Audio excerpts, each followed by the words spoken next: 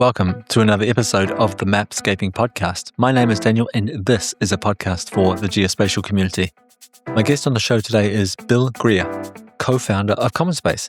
And the short version of this is he wants to put satellites in space for people who need imagery most, but can afford it least.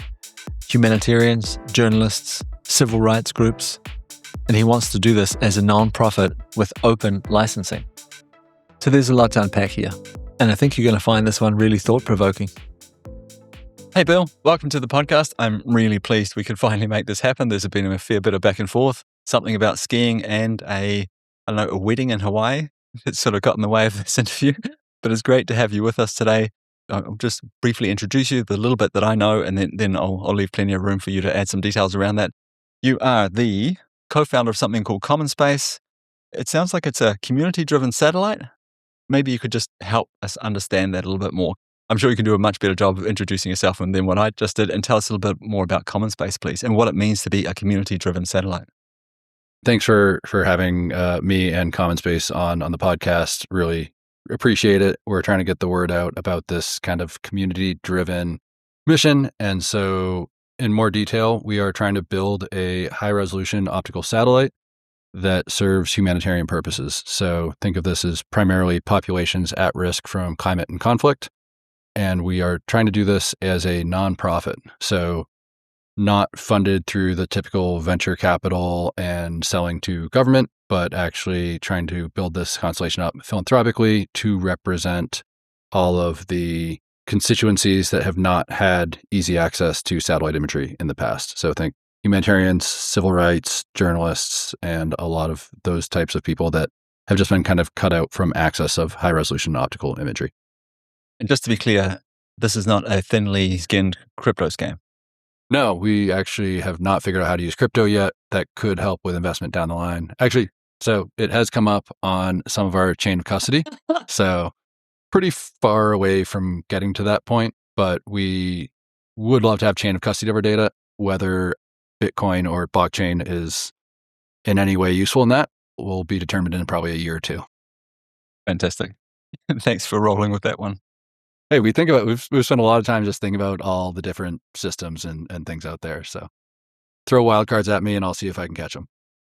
Community-driven satellite, and you're saying that there's all these groups of people that haven't had access to this before, but in reality, we've never had more access to satellite data ever. So we've got some huge archives on the web that are getting easier and easier to access. We've got things like Sky-Fi, where you can order a satellite image from your phone across various different providers. Why is it that you say that people don't have enough access, or certain groups don't have enough access? What's getting in their way? Yeah, I would say there's two main drivers that keep, at least the users that we care about, from getting access to this data. Price, cost is one thing. And I think seeing these marketplaces like Skywatch and Sky-Fi making it more accessible is definitely great. It's useful, but they still have a ton of licensing restrictions, right? So this is where you kind of have to be a little bit of an industry insider to understand all of the licensing and practices around that, which we're seeing changes in the commercial industry there also. So Umbra, for example, makes its archives available under a Creative Commons license, but they're still a profit-driven company through their tasking model. But that's unique in this world.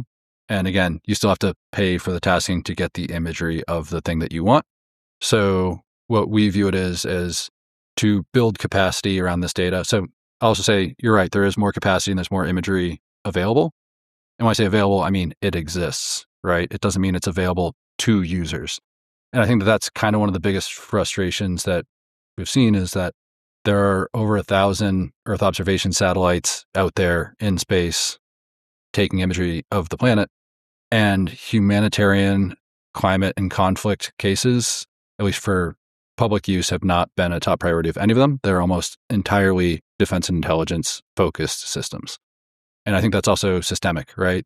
The reason we're a nonprofit isn't necessarily because we just love being a nonprofit. It's because when you take venture capital money, you have to go to defense intelligence to make money. Once you go to defense intelligence to make money, they kind of take over your tasking and they take over the licensing of your system. So what I'd say there is, while there is more data that exists, it is still locked behind the same paywalls, firewalls, and restricted access. And if anything, I would actually say it's getting more restrictive. I think we're kind of seeing a trend where it's going the other direction of fewer open data programs. Those open data programs are providing less data out to the public. So it's really favoring defense intelligence and buyers. But I'm saying a lot of this, but we also just finished a demand assessment report where we've interviewed 250 individuals and almost 200 organizations to kind of back up a lot of what we're saying here. These are all humanitarian practitioners, civil rights groups, human rights groups, a lot of media and journalists, etc. And so it's not just me saying this. This is a pretty well-researched set of users that do not have their needs effectively met by the commercial market. Right. Okay. Let me try and not summarize this, but just make this clear in my mind, hopefully also the listener's mind. It sounds like there's a bit of a sweet spot here that you're aiming for. You said high resolution before. So my guess is the high resolution stuff is expensive and restrictive in terms of licensing. And then perhaps these bigger archives of satellite data that I was mentioning before, they are lower resolution, but freely available. So you're aiming for somewhere in the middle. Is that correct? Correct. So, I think everyone will be familiar with Landsat and Sentinel missions, right? So these are global public goods. They're amazing. They max out at 10-meter resolution, which what I'd say is great for land use land cover and kind of seeing large trends in geography. But there's a public good gap to high resolution imagery. So we're talking about sub-meter going down to as low as 50 centimeter. So, you're talking a significant increase in resolution and at a resolution that I would say becomes operationally useful rather than academically useful for global landmass.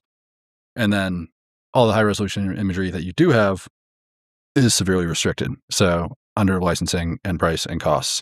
So the sweet spot there is we're trying to take advantage of that gap between the public goods gap and the market failure to make data available to the people that are really trying to use this for the use cases that are going to make the world better. And just to be clear, was it the visual spectrum you're working in?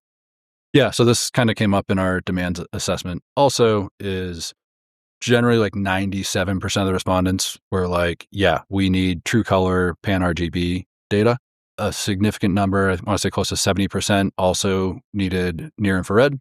And then you get kind of trailing long tail of people that would like thermal, long wave, mid wave infrared data as well. We're still early in this mission. We just sent out an RFP to the commercial satellite providers to start designing the actual mission. So the demand assessment was our first step. So we just published that. That gave us the needs and the criteria that we're going to use to judge all the commercial industry folks into designing our mission and building our actual hardware. So a lot of trade-offs there between resolution, coverage, latency, and cost. So, yeah. Did any of them mention return time? Return time for the satellite, so re-imaging time, so how often we can image the same spot. Like I totally understand what you're saying about the spectrum. Yes, let's do that, and the resolution makes a lot of sense. But I'm wondering if someone also said, hey, well, we need to be able to do this every week. Yeah, no, and I think we're aiming for a daily revisit. So the idea is we should be able to hit any individual place on the planet once a day. Again, this is where it's very dependent on how you design the system, how you design the orbits. So that could be anywhere from 6 to 12 satellites in order to get to daily revisit. And then I would say the other thing that gets really important there is the revisit becomes important for latency, but latency is also important for latency. And so there's a bunch of different ways that we kind of break that down is, can the satellite take an image? And then also, if we can take an image, how quickly can we both task the satellite and then download the data and get the data into the field where it's needed? So that includes all of the product processing and all those analytics even to get useful data to the field where it's needed. So all of those things go into that kind of mission formulation phase that we're currently in is what are the trade-offs? More satellites means we can get the image, but then better communications means we can actually make that image more effective in the field, especially in, a rapid onset disaster situation. So think earthquakes, flooding, wildfires, etc. I want to talk just a little bit more about the infrastructure around this in just a second. But from what I'm hearing, it doesn't sound like it's vastly different from other satellites that we hear about on a regular basis. So RGB and we've got that resolution that you're talking about. Does that mean that this is an off-the-shelf product? You can just, like that satellite there, thank you very much, and then start shooting them up into space, if you had the resources for that? Yeah, I would say it's a fairly commodity system, right? We're not really out there trying to create new technology to throw into space. What we're trying to do is take advantage of what we're seeing is a drastically reduced price in building and operating satellites and saying, hey, here is a commodity system that will be of immense public good. And again, there are a lot of people. So the RFP that I sent out, I think there were 22 companies that are at first glance capable of building a sub-meter optical system. So then it comes down to just, okay, what's the total operational cost? What's the nice bells and whistles, and how low can we get the price? When you buy a satellite from someone, are you buying a package deal, like a subscription? Okay, I'm going to fire this thing up into space, and then I'm going to have access to the downlinks and the infrastructure around that for the next 5 years. So yeah, this is the thing that's really interesting. Is there's a lot of potential providers, but there's also a lot of different business models. So you have people that are operating satellites in space right now, independently or as part of constellations. Then you have kind of full satellite as a service or constellation as a service providers. Some of them do operations, some of them don't do operations. Some are just bus providers, some are bus and payload. Some don't do product processing, and then some do. So Wow. writing this RFP was a little bit difficult because we had to be broad enough to kind of make it open to a very broad range of companies that have all made bets on different operating systems. But what I'd say there is we also want to find a really good partner with this because the industry is going to change over time, but also our needs will change over the time. So when we get our first satellite up, it's probably not worth us to do the operations and product processing ourselves. But once we get to 6 or 8 satellites on orbit, once we get to daily revisit, then it might make sense to transfer that over to an in-house operations. So it's finding a partner that will primarily build the satellites, build the systems, and really be our technical team for this first stage where we're proving it out, prototyping, and getting our first satellite on orbit.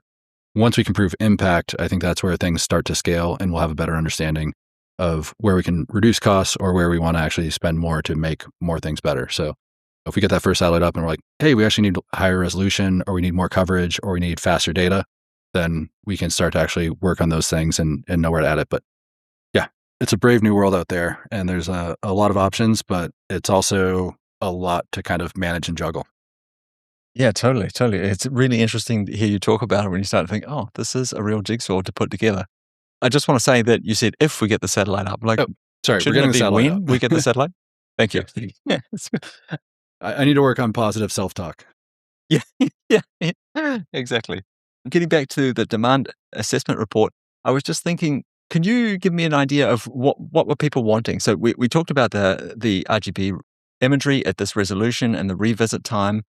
Like, what were they wanting to do with that? How are they wanting to process it? And has that sort of changed the way you think about what kind of products you are going to offer? Yeah. So what I'd say is that there were a lot of the findings that we found were kind of what we expected. One, open licensing is completely necessary, right? Without an open license and the ability to share data with partners, then this doesn't really solve any new problems. After that, we got into all the kind of technical specifications and mission implications. So again, resolution, we initially said, hey, we think 1 meter is going to be good enough. The needs assessment has pushed us towards higher resolution, more towards the 50 to 70 centimeter range, which again does add costs, but that really opens up the effectiveness of finding damaged infrastructure and doing damage building assessments and things like that. So that's where this has been really handy. The other thing there is just like, again, latency, which keeps coming up, but making sure that we can get data to end users on the ground within 12 to 36 hours where it's operationally useful. And then another one that I just found really interesting that was, I did not quite expect this to be as big of a problem, but the humanitarian users that we talked to and surveyed on this, it's almost, not almost all, it's very heavily on-demand access. So I think a lot of the military and defense intelligence use cases evolve around systemically monitoring certain sites and certain areas. The humanitarian case is not long-term monitoring and long-term understanding. It's something happened and we need to see this as soon as we can so that we can monitor the case in this situation, but then we need to move on to something else. So again, think about sudden onset disasters and conflicts. They need that data right away. So the on-demand access, what I'd say is like surge imaging is really, really key. And that's also where the friction comes in with the commercial satellite companies, right? So again, think there's an earthquake in Turkey. Humanitarians need to react to this and get operational as quickly as possible. So if they have to go and try to negotiate a contract for imagery over that area and by tasking, by the time they get around to that, they're already through the operational window. So it's kind of ineffective from that standpoint. So we really just think about reducing latency and reducing friction through that process. This might be an extremely naive question, but is there a reason why you're not just dumping this into an archive? Just fire these things up into space, calibrate them, decide which products you're going to offer on the other side, a little bit like the Sentinel mission, for example. And then we just dump them into the archive and they're on demand. They're just over there. Go get them. I'm wondering if you'll get into a situation where you have a lot of different groups fighting, like trying to be first in queue to get their information from you. Like 3 or 4 different people say, well, actually, I would like to task the satellite right now. But I imagine in a major disaster, it wouldn't be unheard of to have multiple organizations that perhaps want access to the data. And maybe it's really difficult for them to work together given the circumstances. Yeah. And I think that's the use case here is that when a major event happens, you have a ton of stakeholders that need access to information just to understand the current view on the ground. So this isn't kind of like we're going to task for one person or one group. It's when a disaster happens, we image it and we should get ahead of that. So being good at tipping and queuing and planning ahead and getting that data out there. But the other thing is, governance for a community-driven satellite constellation is really, really hard. And so my co-founder, Rhiannon Price, is brilliant at this stuff. And we're working on building up a governance task force. So we have, honestly, an amazingly qualified group of people that are working on figuring out these governance systems. So a few things that you kind of mentioned there is how do you decide what to task? Again, that's very much a governance task force kind of question. And then the other thing is, why don't we just dump it immediately into an archive and just make it totally open and available? And so another area from the needs assessment was conflict data is actually drastically the biggest gap that people do not have access to. So defense intelligence buys up and they do indefinite holdbacks on that data. So there's tons of imagery taking over areas like Ukraine, Sudan, Gaza. Journalists and practitioners in the humanitarian world cannot get access to that. But there's also a risk there, right? We don't want to just open up this data and all of a sudden a bad actor comes in and they can plan an attack on an IDP camp or a refugee camp. Or again, international troops. We have US and Ukrainian troops that we don't want to put at risk from some Russians that scrape this stuff right away. So either doing a manual review for conflict or doing a 24-hour holdback on conflict situations is, again, we're working on the governance of those things to say what is the best case scenario, where can we be ethical around these things and make sure that we're doing no harm, right? That this is a humanitarian mission. So if we work against humanitarian ideals, that's not a good thing. And this is also why it's community driven, is we need to engage the community around these questions to make sure that we're doing the right thing for everyone. But generally, making the data available for transparency and accountability is the mission, and making sure that we just don't do any harm along with that is super important to us. I wonder if you're going to, in the first go round, if you're going to end up working with a bunch of trusted partners, you know what I mean? Just to get it right. So like we've vetted these people when they ask for the data. Yeah, it's there, go and get it. But I can imagine with individuals, that sounds really tough. Like, how do you decide who's doing great, work for the world, who's making things better with their work, which journalist is really helping the situation, and which journalist is a Russian proxy person? Yep. Like, tough. The business model also gets into that, right? So we're a nonprofit, but we do need to make money for continuing operations of these systems. So we are looking into, and again, this is another one of these topics for our governance task force. So you'll see something on this in the near future, but we're looking at a club good model. So a lot of people in the geospatial world are kind of familiar with that from the Overture Maps Foundation concept, right? The idea there is a lot of the big technology companies got together and said, hey, all of us making this map gets really expensive for all of us. And then we're just kind of competing on this thing. So let's team up, and instead of making 6 really great maps. Let's make one and we all share it. So we're looking at the same model where you have to be in the club to get access to our openly licensed imagery. If you're a humanitarian group, you get in for free. If you're a large commercial company or a government, then you pay to play. You pay to get in, which goes towards the continued operations of the system. Interesting. The Club Good model is really interesting. Overture Maps is really interesting. I've never thought of what you're doing in that light before, but it makes a lot of sense. One thing I would say, though, is my guess is part of the motivation for the people that are in the Overture Maps Club is that, the enemy of my enemy is my friend. And I think a lot of them are competing against Google, which is just a behemoth. And I wouldn't mind betting that that is part of the motivation. Like it's worked out fantastic, right? It's a good thing in general. But I'm wondering in your scenario if you're kind of missing that, like if there was a competitor out there, if there was a Coke and you showed up with a Pepsi. Yeah, and I think that's probably the entire commercial industry, right?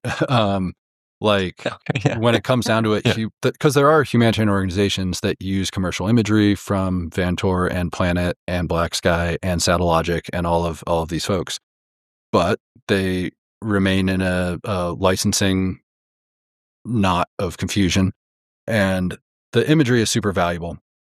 But if they can get it at a better price or more, also just making this as a add-on, right? Making sure that there's reliable access to this data. So is hugely important. So what I'd say there is Landsat and Sentinel have proven that when you make data openly available, you can really build capacity. So you look at the downstream economic value that has been created from Landsat and Sentinel.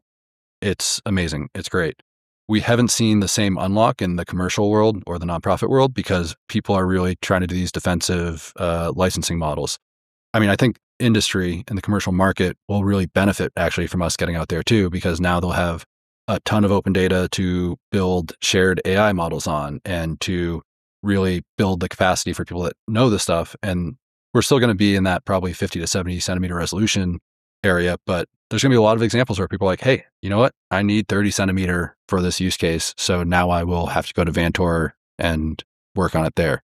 I think we can raise all ships with this while creating a public good for humanitarians that really need this data to do their day-to-day work. I just want to touch on that again, the public good and those companies that would, oh, great, here's an archive of open data that we can use to create our foundational model of the world. With that in mind, when you're scoping out the satellite and the kinds of products you want to provide, have you thought about how do we build on top of existing things? Like, will this match up nicely with what's happening with Landsat and Sentinel, just as an example? Yeah, I think it's great that there's been so much work done in the commercial world and in the open source world. So spatiotemporal asset catalog, STAC, that's kind of an obvious one that we would take part in. The product processing frameworks, right? We'll have OR2As and 1Bs and different data products there. It's interesting because we actually need to make sure that we're having an impact on the ground, which also I would say typically means we have to do analytics as well. We don't necessarily want to do that ourselves, but we would love to partner with, and we've talked to quite a few people here already, organizations that would, for example, build population models and population estimates off of our data and release that as a data product. It'd be great to find people that could build a building damage model or a damaged infrastructure model on top of our imagery, or just use our imagery to train these models in general, right? As again, public good. And yeah, if we could harmonize with Landsat and Sentinel, even better. I think that resolution would be tough, but I mean, this is why we want the academics to also have access, because there's so many cool things that you can do. And once the data is freed from those restrictive licenses, it means you can just do this stuff, right? You don't have to spend weeks negotiating or find the funds for it. We can start to build that capacity, which I think will also benefit the commercial industry and governments and hopefully everyone.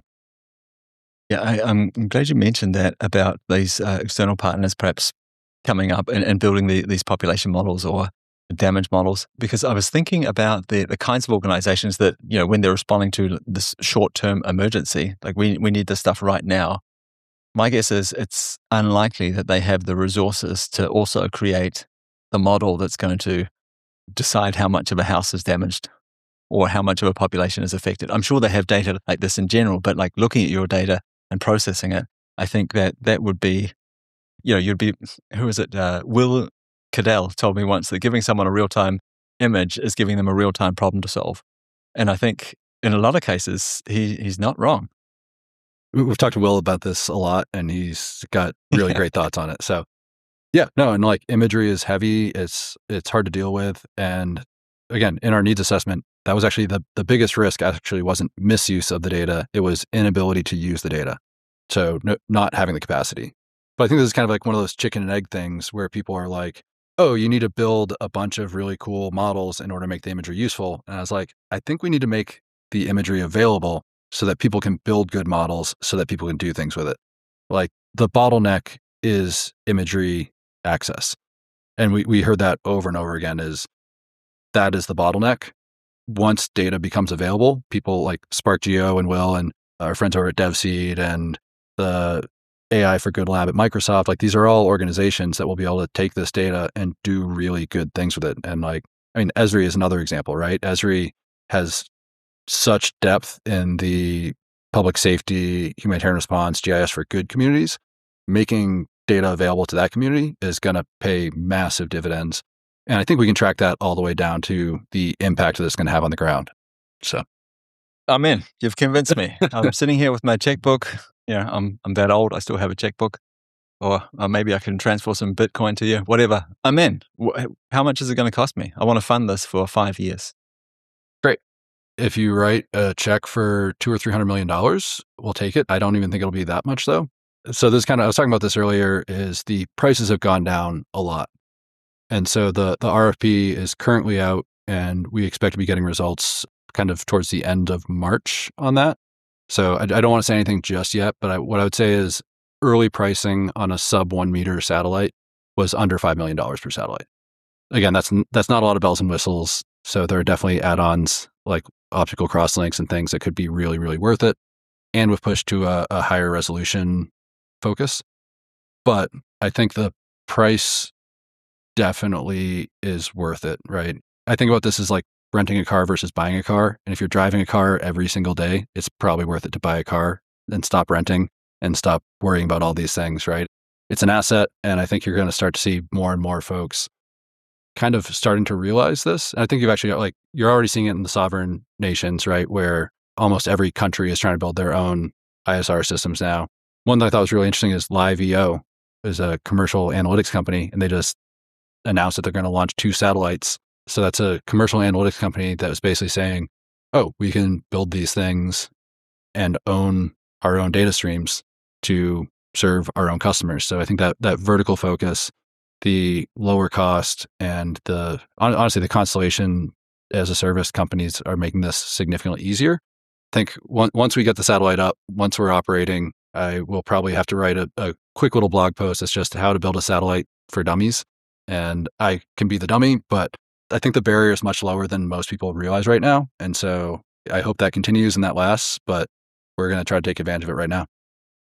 Yeah, absolutely. I like your buying, renting a car analogy, but I would say that when you buy a car or rent a car, you don't accumulate an archive of driving that I can take advantage of in the future. With a satellite, that's exactly what you're doing. I think a lot of the value is going to be in that, quote unquote, network effect of the accumulation of this data and the ecosystem that gets built around it. And so speaking of ecosystems, we talked a little bit about the third-party providers that are going to show up and do amazing things with the data when it shows up. My guess is anyway, there needs to be some sort of security, certainty around this thing is also going to be here next year. So I can only pay for 1 year. Would you do it? Would you go ahead with this? If I was convinced that we could get another year later, but I think giving humanitarians a tool and then taking away from them is almost worse than not giving it to them to begin with. What's the minimum lifespan of this thing? What does it need? Yeah, I mean, I'd say 3 to 5 years at a minimum. And this is where it gets interesting, is having continuity of mission is the most important thing, right? Whether it's us doing it or someone else doing it or something changing foundationally within the remote sensing and EO world. So Earth Fire Alliance is another really great example of this kind of nonprofit satellite model. They're a nonprofit trying to do global wildfire detection. There's also Aurora Tech, which is a commercial company trying to do global wildfire detection at higher resolution. I've talked to that EFA team quite a few times, and their goal is to make wildfire detection better for everyone across the globe, right? they would use better words to describe that. That's kind of our goal with the humanitarian use case also, right? We want to make data more available to humanitarians consistently so they can do that. So I think actually best case scenario is we launch a handful of satellites and we create a nice, reliable baseline of imagery. And then a virtual constellation comes up where everyone's contributing, right? Where Vantor and Planet and Black Sky and Satellogic and Umbra and the entire commercial industry is contributing all of their open tasking to humanitarian stuff, because then maybe we don't need to continue launching satellites and we can do more just on the coordination and analytics and support of those missions. That's not the case right now. So I think we're hoping that this is kind of the next step in these global digital public goods that will be supported long term. And again, I think that that's where the price comes in. The mission continuity and reliability, I think, are really key to that. But by keeping the price low, we kind of make it almost a no-brainer to continue to support the mission. Yeah. I guess you've got some really awesome examples to point at when we think about global digital infrastructure. We think about GPS, for example, right? Amazing. How much benefit has that brought to us, all of us? We've got Landsat and Sentinel as well. So it's great, I guess, when you're, selling the idea into people that you can point at those things and say, well, look how much value that has created. Has anyone else done this before? Are you the first person, company, organization? Yeah, I mean, depending on how you slice the cake, there's been some really interesting. Katie Pichon from MIT Lincoln Labs wrote a really great paper. It's, if you search for disaster sat, right? That's kind of a conceptual mission where she kind of came up with the ConOps and the need and all of these things. It's actually great. Like, I think the last paragraph in her entire paper is basically like, I don't know how you fund this, but it'd be cool if a nonprofit did it. And it's a very short thing. But when I read that paper, I reached out to her. I was like, hey, that's us. We're trying to do this. Yeah. And then, I think I've been hearing about more of these. So I've got a call next week where I'm hearing rumors of a potential synthetic aperture radar constellation, which also came up in our needs assessment. Is a lot of people that are more technically advanced would love a SAR constellation, especially in hurricanes and weather scenarios where clouds will get in the way for us. Again, Earth Fire Alliance, Methane Sat, I think you're starting to see there is this real need for data, and it needs to be focused and mission driven and not in this kind of for-profit mindset.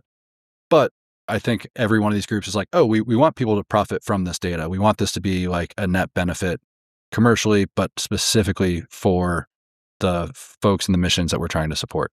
So yeah, no one's successfully done this. I mean, the other example that I should bring up for other people that tried this was the Satellite Sentinel project. So if you remember this from back in, I think it was 2009, kind of a wild story, but like George Clooney got tens of millions of dollars to buy imagery from, I think it was Digital Globe at the time, over Darfur, right?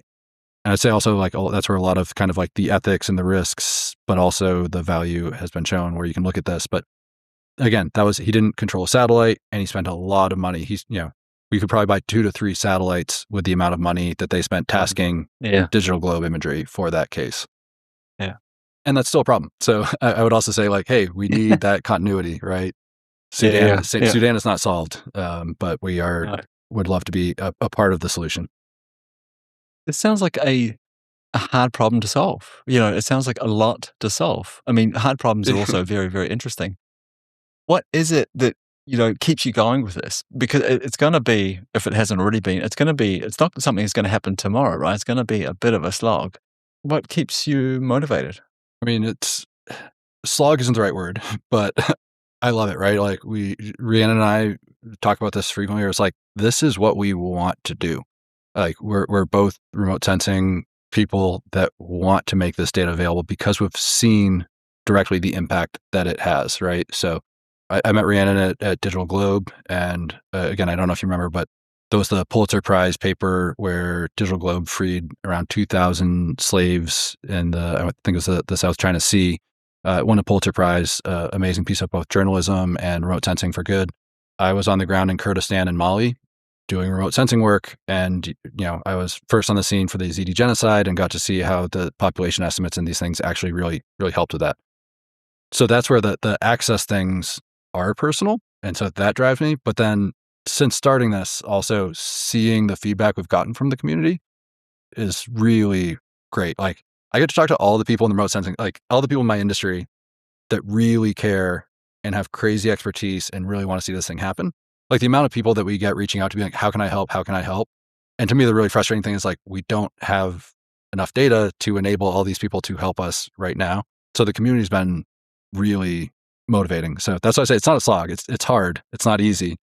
We haven't been paid yet for any of this work, and we've been going for a while.